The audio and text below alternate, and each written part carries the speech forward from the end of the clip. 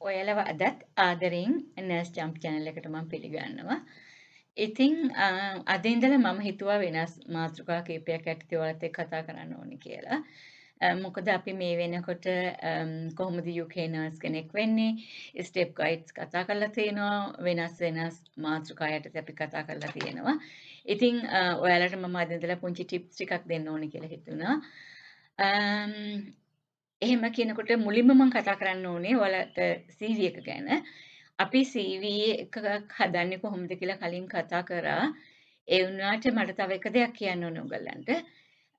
අපි CV එකේ අපිට ගොඩක්ම එම්ප්ලොයි කෙනෙක් හොයාගන්නකොට වැදගත් වෙනවා අපේ කරන්ට් වර්කින් ප්ලේස් එක. ඒගොල්ලන් ඕගලන්ට ඔපචුනිටි එකක් දෙන්නකොට බලන්නේ හැම වෙලේම ඔයාලටගේ මේ most recent experience එක තියෙන්නේ කොහෙද කියලා. එතකොට අපි highlight කරන්න ඕනේ අපිට වැඩිපුර demand එකක් තියෙන ප්ලේස් එකක් තමයි ඒ අපි යන්න හදන රටේ. මම එහෙම කියන්නේ ඇයි? අපි ගොඩක් වෙලාවට මට පහුගිය කාලේ ගොඩක් නර්ස්ලාට ආපු ප්‍රශ්නයක් තමයි ඒගොල්ලන්ගේ CV වල අපි ලංකාවේ අපිට මේ අවස්ථාවක් හම්බ වෙලා තියෙනවා නර්සින් පාස් අවුට් වුණාට පස්සේ මිඩ්විෆරි ට්‍රේනින් ගන්න. එතකොට මිඩ්විෆරි ට්‍රේනින් එක ගන්න එක අපිට එක්ස්ට්‍රා ක්වොලිෆිකේෂන් එකක් ඒක අපිට හොඳ අවස්ථාවක්. ඉතින් අර දැන් මේ UK වගේ එනකොට UK වලදී නර්සිං ඇන්ඩ් මිඩ්විෆරි රෙජිස්ටර් වෙන්නේ පාර්ට් දෙකක් විදිහට. ඩිෆරන්ට් පාත් එකක් තියෙන රෙජිස්ට්‍රේෂන් ප්‍රොසෙස් එකට. එතකොට මේ අපි නර්සිං වල රෙජිස්ටර් වෙන්නේ එඩල්ට් ජෙනරල් නර්සිං එඩල්ට් නර්සිං කැටගරි එකට. එතකොට මිඩ්විෆරි වලට අපි වෙනම පාත් එකක් යන්න ඕනේ. එතකොට අපි CV එකේ අපේ most recent experience තියෙන්නේ ලේබර් රූම් හරි මැටර්නිටි වෝඩ්ස් වල හරිනම් ටිකක් වෙලාවට අපේ නර්සස්ලාට මෙහි චාන්සස් ගන්න චුට්ටක් අපහසු වෙනවා. සමහර වෙලාවට ජින් වගේ එනොබ්ස් බෝඩ් එකක මේ තියෙන වේකන්සි එකකට chance එක ගන්න පුළුවන් වෙයි. නමුත් ඒක ගොඩක් ටිකක් අමාරුයි රෙයා. ඉතින් ඒ නිසා මම කියන්නේ ඔයගලන්ට මිඩ්විෆරි ක්වොලිෆිකේෂන් තිබුණාට කමක් නැහැ. ඒක highlight කරන්න එපා. ඔයගලන් most recent experience ඒ වගේ තැනක හිටියත් ගොඩක් වෙලාවට ජෙනරල් නර්සිං highlight කරන්න බලන්න.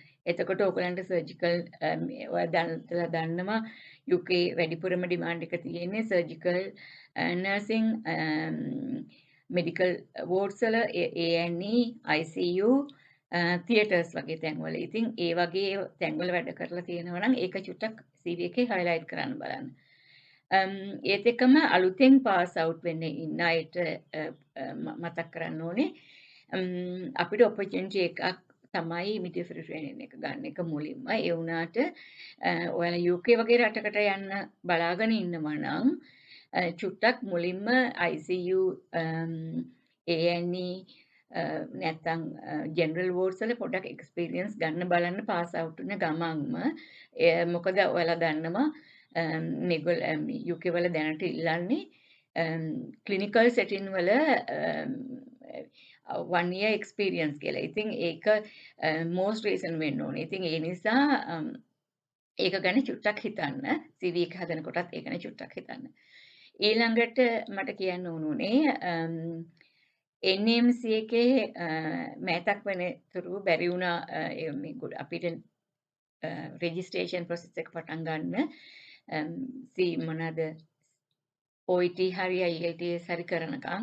නමුත් මෑතක ඉඳලා ඒක වෙනස් වෙලා තිනවා. ඔයාලට ඇප්ලිකේෂන් ප්‍රොසෙස් එක පටන් ගන්න පුළුවන්කම තියෙනවා ඔයාලගේ තියෙන සර්ටිෆිකේට්ස් එක්ක. ඒ අතරදී ඔයගොල්ලන්ගේ ප්‍රොසෙස් එක පටන් අරගෙන ඇප්ලිකේෂන් එක කරගෙන යන අතරේ ඔයගලන්ට කාලයක් දෙනවා English language requirements fulfill කරන්න. එතකොට ඔයාලට ඒ නිසා ඇප්ලිකේෂන් එක පටන් ගන්න පුළුවන් පැරලල්ව ඕගොල්ලන් OET IELTS කරගෙන යනවා නම් එතකොට ඕගොල්ලන්ගේ ප්‍රොසෙස් එක චුට්ටක් ස්පීඩ් අප් වෙනවා. එතකොට අනිත් එක මට ඔයාලට කියන්න හිතුනේ ඕගොල්ලන් මේ දවස්වල දකින්න ඇති පෝස්ට් ෂෙයා වෙනවා NMC එකේ ඉංග්‍රීසි රික්වයර්මන්ට් එක ගැන ඩිස්කෂන් එකක් යනවා කියලා. ඔව් ඩිස්කෂන් එකක් යනවා සර්වේ එකක් යනවා. නමුත් ඒක ඉමීඩියට් ඉෆෙක්ට් වෙන්නේ නැහැ. ඔය සර්වේ වෙලා ඒව ඇනලයිස් කරලා ඒවට ඩිසිෂන් ගන්නකොට තව අවුරුද්දක් අඩුම ගානේ අවුරුද්දක් දෙකක් යනවා. ඒ නිසා ඒක ගැන බලාගෙන ඉන්න එපා. ඔයාලා කරන ප්‍රොසෙස් එක ඉංග්‍රීසි මේ OAT හරි IELTS හරි කරන ස්ටඩීස් කරගෙන ඒ එක්සෑම් වලට දිගටම මුහුණ දෙන්න උනන්දු වෙන්න.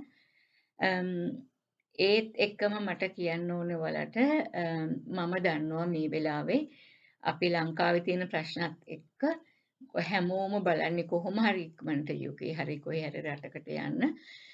ඒ අතරට තවත් කොටසක් බලන් ඉන්නවා. ඒ අවස්ථාවෙන් ප්‍රයෝජන ගන්න අරගෙන ඒගොල්ලන්ගේ ආර්ථිකය ගොඩනගා ගන්න එක එක ක්‍රම හොයන්න. ඉතින් මොකද මේ වෙලාවේ ඔයගොල්ලන්ව ගොදුරක් කරගන්න ලේසියි. ඔයගොල්ලන්ට ඕන කොහොම හරි යන්න. කාට හරි කොච්චර සල්ලි දීලා හරි කමන්නේ. ඒ නිසා ඔයාලා මම උටත් කලිනුත් කිව්වා ඩීටේල්ස් දෙනකොට ඩේටා දෙනකොට පරිස්සම් වෙන්න. ඒ වගේම තමයි දන්නේ නැතුව කිසිම කෙනෙකුට සත පහක්වත් දෙන්න එපා. මේ ඔයාලට මේ UK යන්න හදලා දෙනවා කියලා. මොකද ගොඩාක් ඒ වගේ අසත්‍ය තොරතුරු වලින් හම්බ කරන කොටසක් ඉන්නවා. ඉතින් අනිත් එක විශේෂයෙන්ම කවුරු හරි ඔයාලට කියනවා නම් නර්ස් චම්පි හරහා ජොබ් අරගෙන දෙනවා නර්ස් චම්පිව දන්නවා මට මෙච්චරක් දෙන්න කවදාවත් ඒවට නම් ඕගොල්ලන් අහු වෙන්න එපා මොකද මම කිසිම ඒජන්සි එකකට කිසිම බිස්නස් එකකට හවුල්ලා වැඩ කරන්නේ නැහැ මම දන්න දේ කියා දීලා ඕගොල්ලන්ට සත පහක්වත් විදන් නොකර ඉන්න පාත් එක තමයි මේ කියා දෙන්න උත්සාහ කරන්නේ ඒ නිසා කිසිම කෙනෙකුට මගේ නම කියලා හම්බ කරගන්න ඉඩ තියන්න එපා. මේ මොකද ඒක අපරාධයක්. මොකද මම කිසිම දෙයකට ඒවට වග කියන්නේ නැහැ. මොකද මම මේ ප්‍රසිද්ධියම කියන්නේ මම කාටවත් එහෙම පොරොන්දු වෙලා නැහැ. වෙන්නෙත් නැහැ. ඒක වෙන්නෙම නැහැ. ඉතින් ඒ නිසා ඔයාලට ඔය ටික මට කියන්න ඕන වුණා. ඉතින් අනිත් එක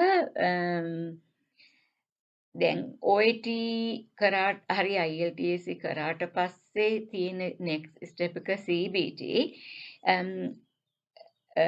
ඔතන NMC සයිට් එකේ කියන්නේ කෝකද කලින් කරන්න ඕනේ කියලා. ඒ වුණාට මම ඔයාලට උපදෙස් දෙන්නේ OAT හරි IELTS හරි ගන්නකම් CBT වලට යන්න එපා. මොකද OAT හරි IELTS හරි පාස් වෙච්ච කෙනෙකුට CBT is nothing. CBT pass වුණාට කාලේ ඒකට වියදම් කරන ඒවා මහන්සි වෙන කාලේ අපරාධයක් වෙනවා OAT IELTS ෆේල් වුණොත් ඒක පස්සේ කරන්න කියලා. ඒ නිසා ස්ටෙප් 1 OAT IELTS ඊට පස්සේ ඒක පාස් වුණාට පස්සේ තමයි CBT වලට යන්න ඕනේ. ඉතින් මං හිතන්නේ මේ ටිප්ස් අදට ඇති.